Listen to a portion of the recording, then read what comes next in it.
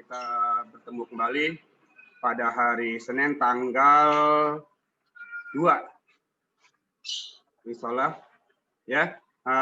Mudah-mudahan semuanya dalam keadaan sehat walafiat. Begitu pula seluruh orang tua wali murid juga dalam keadaan sehat walafiat, diberikan rezeki yang halal, thayyibah, barokah, amin ya robbal alamin. Anak-anakku sekalian, silakan buka tema 5, subtema 1, pembelajaran 4, yaitu kita masih membahas tentang kerajaan Bala Putra Dewa. Pada pembelajaran sebelumnya kita mempelajari tentang garis.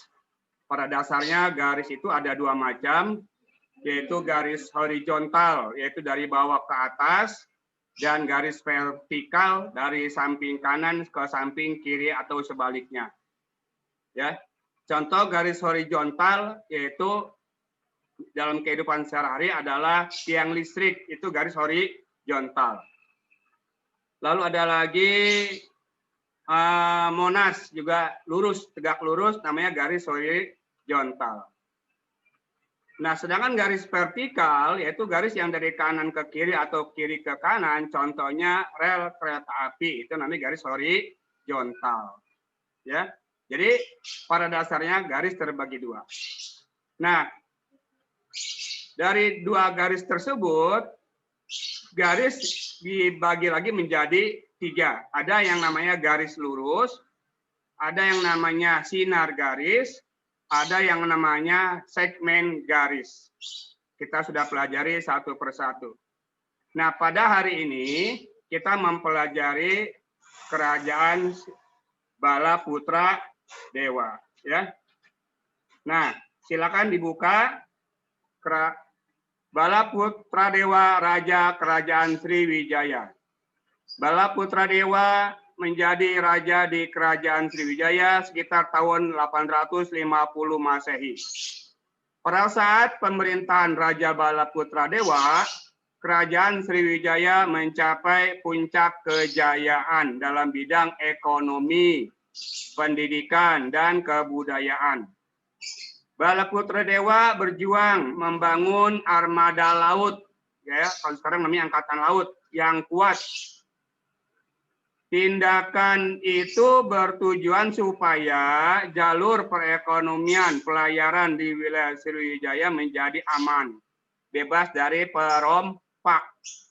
Banyak pedagang merasa aman ketika singgah. Peningkatan ekonomi diperoleh dari pembayaran upeti, sekarang namanya pajak, maupun dari keuntungan, ya, dari hasil perdagangan. Dengan demikian, Sriwijaya berkembang menjadi kerajaan yang besar dan makmur, ya. Kemudian, lalu setelah kamu membaca cerita tadi, silakan kamu jawab. Yang pertama adalah apa hasil dari perjuangan Raja Bala Putra Dewa terhadap Kerajaan Sriwijaya. Yang kedua, jelaskan hal-hal yang akan terjadi jika Bala Putra Dewa tidak memimpin Sriwijaya.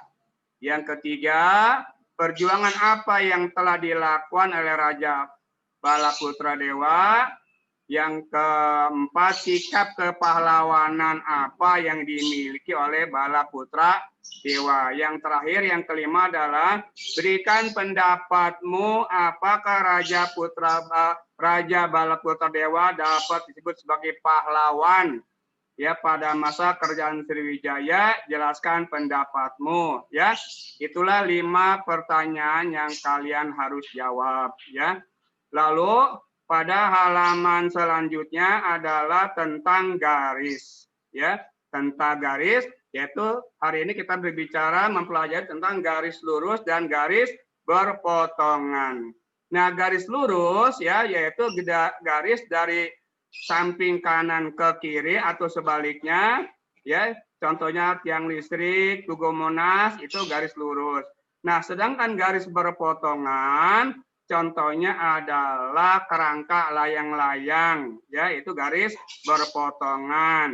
Belum lagi jendela juga ada yang memakai garis berpotongan. Daun itu siripnya itu ya kerangkanya tulang-tulangnya daun itu garis lurus ya. Nah, contoh dalam kehidupan sehari-hari ya. Nah, anak-anakku sekalian, kamu silakan kerjakan. Carilah 5 contoh garis lurus ya, baik ada di rumah, ya ada di lingkungan rumah atau di sekolah dan di lingkungan sekolah. Yang kedua, carilah 5 garis berpotongan baik yang ada di rumah, di lingkungan rumah, dan sekolah dan lingkungan sekolah. Jadi tugasnya hari ini adalah yang pertama ayah tadi menjawab cerita tentang kerajaan Bala Putra Dewa. Yang kedua, mencari garis lurus ya, 5 garis lurus dan 5 garis berpotongan dalam kehidupan sehari-hari, baik yang ada di lingkungan rumah maupun yang ada di lingkungan sekolah. Ya, itulah anak-anakku materi pada hari ini, hari Senin. Bapak yakin semuanya bisa. Ya, akhir kalam. Assalamualaikum warahmatullahi wabarakatuh.